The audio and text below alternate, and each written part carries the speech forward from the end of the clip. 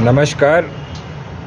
आज मैं स्टार्ट करता हूँ आर्टिकल 14 जो हमारा संविधान का है ना, अनुच्छेद 14, उसको पढ़ के करता हूँ। Equality before law.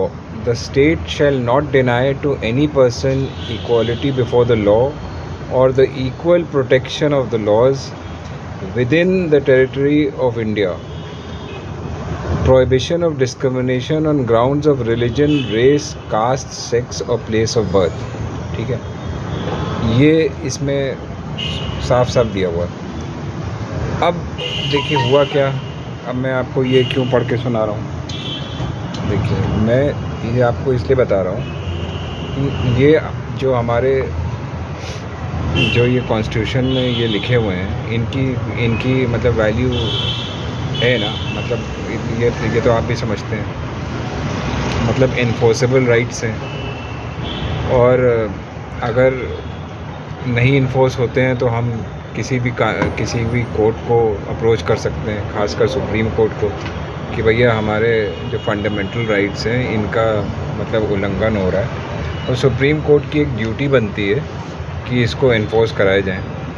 ठीक है, अगर एक भी सिटीज़न पिटीशन करता है तो सुप्रीम कोर्ट की ड्यूटी बनती है कि उसको सीरियसली सुने और उसके जो राइट्स का उल्लंघन हो रहा है उसको सुने और उसको देखे और उसको पूरा करवाए। अब कल मुजफ्फरनगर में क्या हुआ,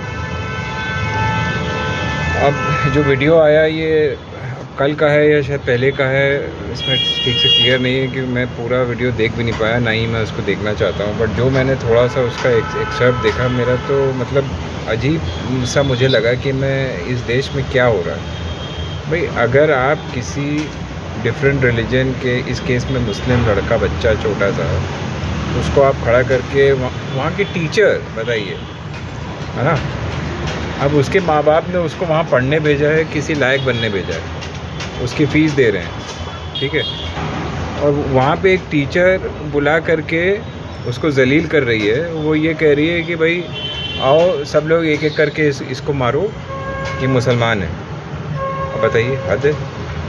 मतलब मैंने तो आज तक ऐसी कोई चीज़ देखी नहीं, सुनी नहीं। मुझे इन माई वाइल्डेस्ट ड्रीम्स में नहीं समझ पा रहा हूँ कि कोई टीचर ऐसा करेगी या कोई भी फॉर दैट मैटर ऐसा मतलब ब्लेटेंट मतलब डिस्क्रिमिनेशन करेगा। भाई ऐसे केस में तो मतलब इसको जो है ना बिल्कुल सख्त से सख्त सज़ा मिलनी चाहिए। इसको तो फ़ौरन इनको गिरफ़्तार कर लेना चाहिए। एक टीचर अगर ऐसे वैल्यूज़ बांट रही है, बताइए, अपने स्टूडेंट्स में, है ना, तो आप सोच सकते हैं कि क्या जो नस्ल तैयार हो रही है उसका अंजाम क्या होगा। मतलब ये हमारे जो है बिल्कुल blatant violation of the constitution है, इसीलिए मैंने आपको वो पढ़ के सुनाया।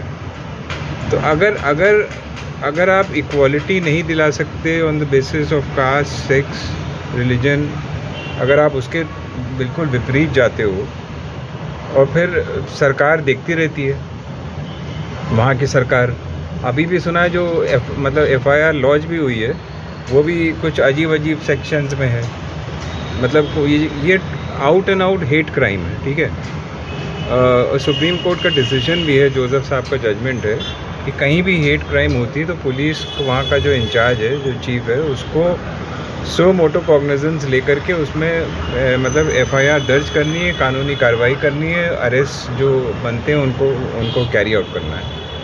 बताइए यहाँ पे क्या हो रहा है। वो वेट कर रहे हैं कि कोई जना आके FIR लिखाएगा। अरे भैया, उस जजमेंट से तुम पहले ही बाउंड हो। हेट क्राइम, इससे बड़ा हेट क्राइम क्या होगा। आप लोगों को बुला के, बच्चों को बुला के बोल रहे हो इसको मारो, मतलब इस ग्राउंड पे कि ये दूसरे कौम का है। हाँ, और हेट क्राइम किसको कहते हैं। मतलब biggest example of hate speech, hate crime. तो भैया इसमें तो सो मोटो एक्शन बनता है। और मेरी समझ में नहीं आ रहा है कि ये जो हमारे प्रधानमंत्री हैं, ये भैया लैंड हुए यहाँ पे और आते मान चलो वो इसरो चले गए, मगर इनको क्या इसकी जानकारी नहीं है। एक चीज़ की इनको जानकारी रहती है, तो इसकी जानकारी नहीं है। पूरे देश में वो वीडियो वायरल हुआ, बच्चे को जो वो बुला के सबसे कह रही थी मारने के लिए। तो ये इनको नहीं दिखा होगा, नरेंद्र मोदी को, या वहाँ का जो चीफ मिनिस्टर है योगी, उसको नहीं दिखा होगा। मतलब मेरी तो समझ में नहीं आ रहा ये लोग किस मिट्टी के बने हुए हैं। भाई आप जो है, अगर ऐसी कोई क्राइम हो रही है आपके प्रदेश में, आपके देश में, तो आपको उठ करके खड़े होकर बोलना नहीं चाहिए। तो भाई ये जो है ना, ये मैटर तो थॉरली बिल्कुल इसमें पुलिस को स्ट्रिक्ट एक्शन लेना चाहिए। अगर नहीं लेते तो मेरे ख्याल से सुप्रीम कोर्ट में मेंशन करके इसमें स्ट्रिक्टेस्ट एक्शन सुप्रीम कोर्ट को खुद ऑर्डर करना चाहिए।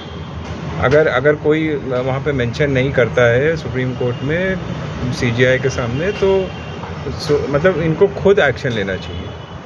क्योंकि देखिए इस टाइप की चीज़ें अगर पनपती रहेंगी, अभी कुछ दिन पहले एक वो कोई वहाँ का कांस्टेबल था जो रेलवे उसमें था, उसने ये सब हरकत करी। वो तो बिल्कुल वहाँ पे भून गया लोगों को, 3-4 लोगों को उसने मार डाला।